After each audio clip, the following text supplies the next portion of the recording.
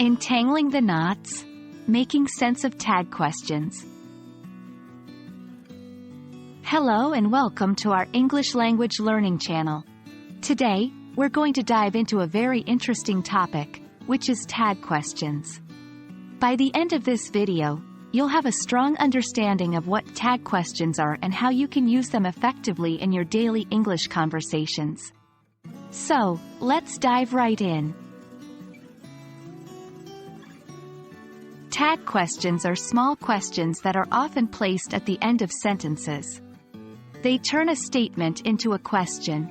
Tag questions usually consist of an auxiliary verb and a pronoun, and are used for confirming or checking information that we think we know is true. Here's an example. She's a teacher, isn't she? In this sentence, isn't she is the tag question. The structure of a tag question is quite simple and consistent. A tag question is composed of an auxiliary verb and a subject. The auxiliary verb is determined by the verb tense of the main sentence. The subject of a tag question is usually the pronoun equivalent of the subject of the main sentence. For instance, you're coming to the party, aren't you? Here, aren't is the auxiliary verb and you is the subject.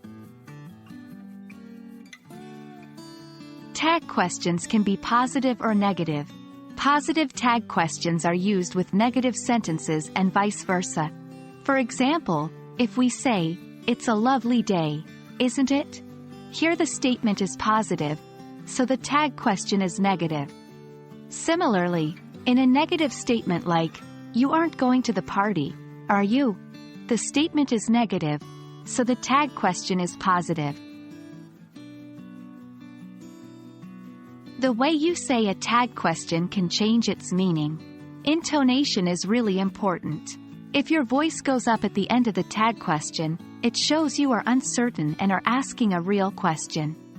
If your voice goes down, it shows you are simply confirming what you believe to be true. For example, "He likes coffee, doesn't he?"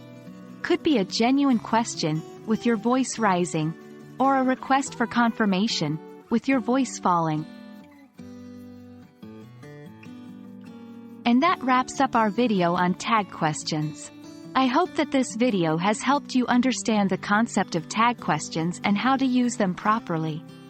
Remember, learning is a journey and it's perfectly okay to make mistakes.